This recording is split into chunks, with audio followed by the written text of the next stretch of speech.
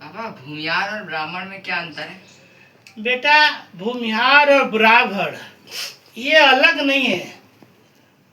तुम पहले इतना देख लो, ब्राह्मण का महानता सुनो। ब्राह्मण का महानता ये है बेटा कि अगर कोई 2 थप्पड़ मार दे ब्राह्मण पंडित को तो कहेगा लो ये भी गाल पे मार लो।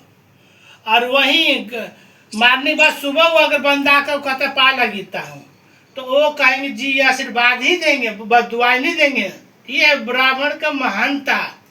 ब्राह्मण देखो, भृगु गए श्री राम जी को, विष्णु जी को, पहले तो ब्रह्मा जी को बोले, उन्होंने दौड़े मारने के लिए, भोलेनाथ जी को बोले, भोलेनाथ जी त्रिशूल लेकर दौड़े मारने, और वहीं जाते भृगु जी ले लात मारी उनके सीने पे विष्णु जी को।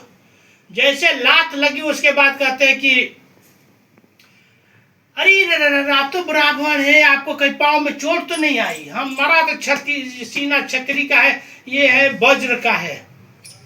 विष्णु जी कह रहे हमारा ये जो सीना है वज्र का है, इस पर पत्थर भी ईंट मारो कुछ भी फर्क नहीं है, तुम्हारा तो सुकुमार है पाँव, कहीं चोट तो नहीं आई। थोड़ा कैमरा नजदीक कर लो, ठीक है। तो उन्होंने पाँव पकड़ लिए, क्यों? ब्राह्मण है।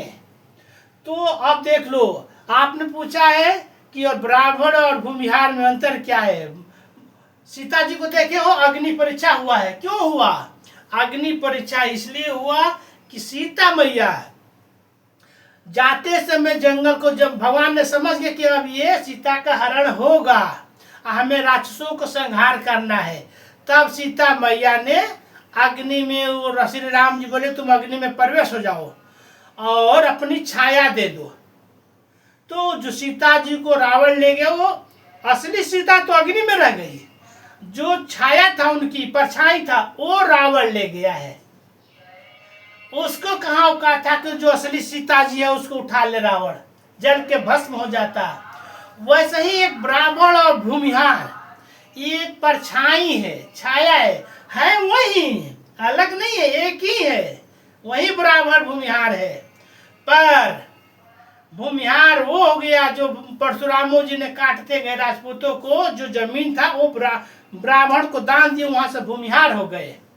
तो वही जो भूमिहार है, ये भूमिहार वो है कि जिस गांव में राजपूत रहेंगे उस गांव में भूमिहार नहीं रहेंगे, जिस गांव में भूमिहार रहेंगे उस गांव में राजपूत नहीं रहेंगे, क्योंकि दोनों का टक्कर की लड़ाई होती है।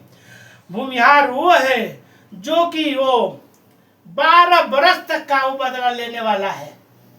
तुम एक आंख फोड़ने को करोगे तो दोनों आंख फोड़ देगा, वो है भूमिहार। और बेटा भूमिहार जो सुच्चा गेहूं देखो, गेहूं साफ, वो गेहूं के जोड़ा का तुम मार दो, वो 12 बरस पर बदला ले लेगा। वही भूमिहार है, तुम्हारा पीछा नहीं छोड़ेगा 12 बरस तक तुम्हें, जब तक वो मार नहीं देगा तब तक वो पीछे कदम नहीं रखेगा। वही है भूमिहार।